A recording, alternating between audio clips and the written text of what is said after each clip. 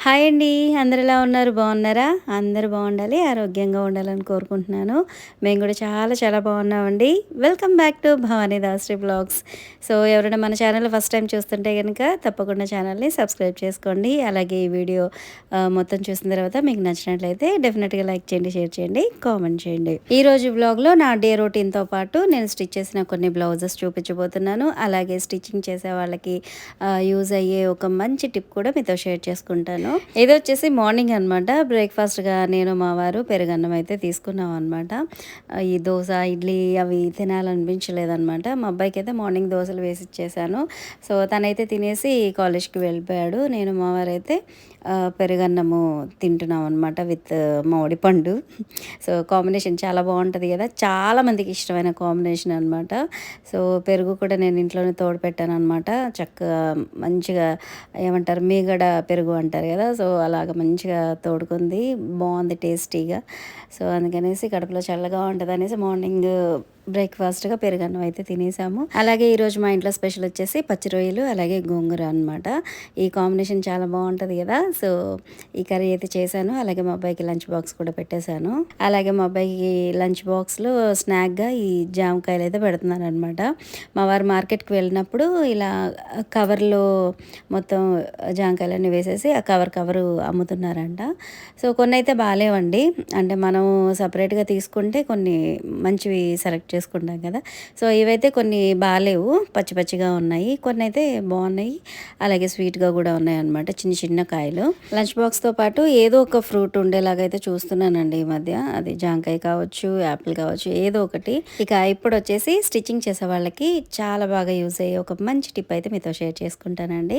So, first అయితే దీన్ని explain చేసే ముందు ఈ క్లాత్ ఎలా ఫోల్డ్ చేశాననేది మీకు చూపిస్తాను. ఇదొచ్చేసి 1 మీటర్ క్లాత్ అనమాట. ఈ 1 మీటర్ క్లాత్‌ని క్రాస్‌గా నేను ఫస్ట్ ఒక ఫోల్డింగ్ అయితే చేశానండి.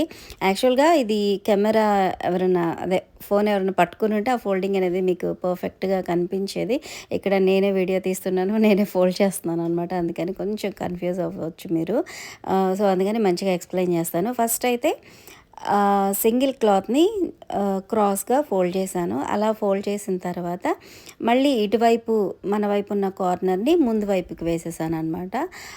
సో, ఇప్పుడు 2 ఫోల్డింగ్స్ ఒక దగ్గర ఉన్నాయి కదా! ఆ 2 ఫోల్డింగ్స్‌ని మళ్ళీ మన వైపుకి ఫోల్డ్ చేసుకోవాలి. ఇక్కడ నేను మీకు క్లియర్‌గా చూపిస్తున్నాను చూడండి. ఆ 2 ఫోల్డింగ్స్ మన వైపు వచ్చాయి కదా! సో, ఇలా వచ్చిన వాటిని మళ్ళీ ఇంకొక ఫోల్డింగ్ మన వైపుకి చేసుకోవాలనమాట. సో, ఇలా చేయడం వల్ల ఆ క్లాత్ అనేది ఆటోమేటిక్‌గా క్రాస్‌గా వచ్చేసిద్దనమాట. ఇప్పుడు మనం పైపింగ్ వేసేటప్పుడు క్లాత్‌ని క్రాస్‌గా ఉందా లేదా చెక్ చేసుకొని, కట్ చేసి, మళ్ళీ వాటిని జాయింట్ చేసుకొని, అప్పుడు పైపింగ్ వేసుకుంటూ ఉంటాము. అంటే బ్లౌజెస్‌కి మనం పైపింగ్ వేసిన ప్రతిసారి కూడా. సో, ఇప్పుడు నేను చెప్పిన విధంగా మీరు 1 మీటర్ క్లాత్ తీసుకొని ఇలా స్టిచ్ చేసుకొని ఉంచేసుకున్నారంటే పైపింగ్ వేయాలి అన్నప్పుడు జస్ట్ ఒకసారి కట్ చేసుకుంటే గనక మనకి ఎక్కువ జాయింట్లు లేకుండా ఎక్కువ లెంత్‌లో క్లాత్ అనేది వస్తదనమాట. ఇప్పుడు నేను అది కటింగ్ చేసి కూడా మీకు చూపిస్తానండి. ఫస్ట్ అయితే ఇలా మిడిల్‌లో ఒక స్టిచ్ అయితే వేసుకోవాలండి. మనం అది అలా ఫోల్డ్ చేసి ఉంచేసేసుకుంటే మళ్ళీ విడిపోతుంది గదా! సో, అలా విడిపోకుండా సెంటర్‌కి ఒక స్టిచ్ అయితే వేసుకోవాలి. అది మరీ దగ్గర కుట్టు ఏమి అవసరం లేదండి. కొంచెం పెద్ద కుట్టు పెట్టేసుకొని మిడిల్‌కి ఇలా ఒక స్టిచ్ వేసేసుకున్నారనుకోండి, అది కదలకుండా ఉంటుందనమాట. సో, ఇప్పుడైతే ఈ ఫస్ట్ స్టార్టింగ్ క్లాత్ ఏదైతే ఉందో అదైతే కట్ చేసేసుకోవాలి. అది మనకి అవసరం లేదనమాట. సో, అది ఇక్కడ కట్ చేసేస్తున్నాను. ఇలా కట్ చేసేసుకున్న తర్వాత మనం పైపింగ్ వేసేటప్పుడు మనకి ఎంత వెడల్పు కావాలనేది మనకు ఒక ఐడియా ఉంటుంది గదా! అది 1 ఇంచ్ గానీ, 1½ ఇంచ్ గానీ అలాగా.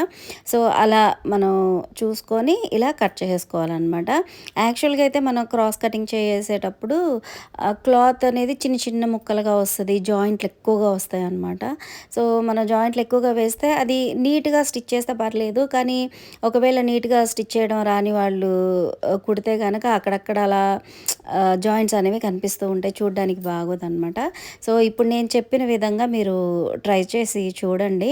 ఈ స్టిచ్ అనేది ఓపెన్ చేసిన తర్వాత ఆ క్లాత్ అనేది ఎంత లెంత్ ఉంటుందంటే మనకి ఒక్క లైన్ వచ్చేసి మనకి ఒక బ్లౌజ్‌కైతే సరిపోతుందనమాట. అంత పెద్దగా వస్తది. ఎందుకంటే మనం ఇక్కడ 1 మీటర్ క్లాత్‌ని ఇలా ఫోల్డ్ చేసాం కాబట్టి ఇవనేవి కొంచెం పెద్దగా వస్తాయన్నమాట. చూసారు కదా!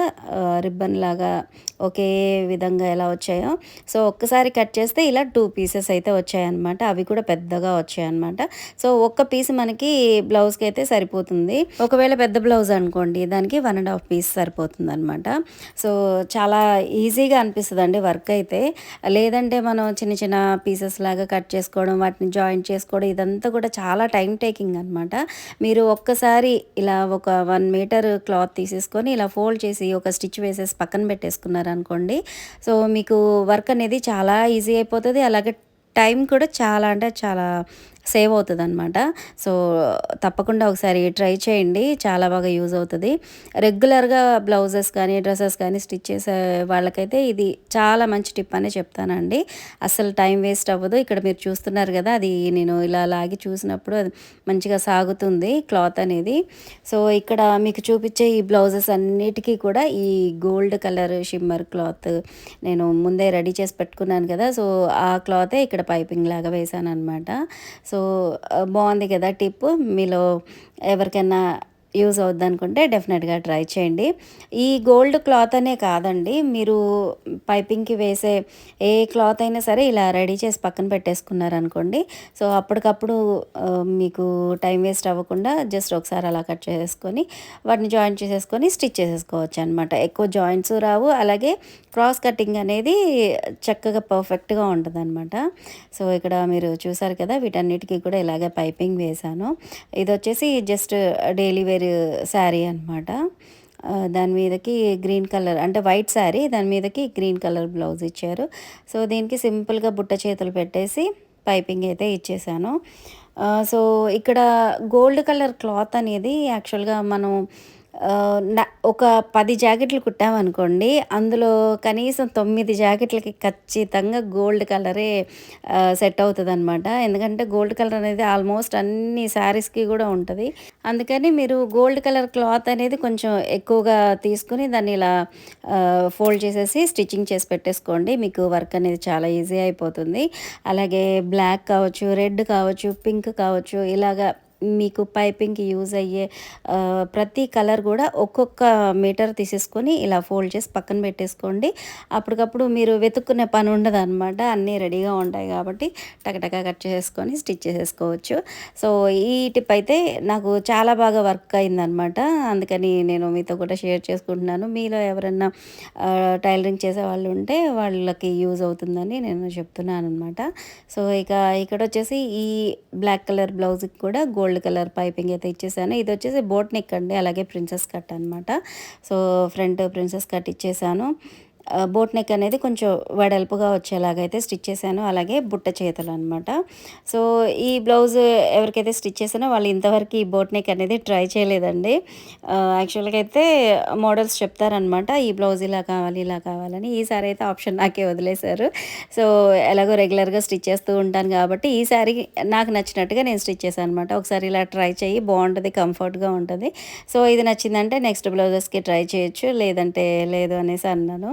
సరే మీ ఇష్టం అనేసి అన్నారనమాట. సో, అందుకని చెప్పి ఈరోజు ఇలా నాకు నచ్చినట్టుగా నేను బోట్ నెక్ అయితే పెట్టాను.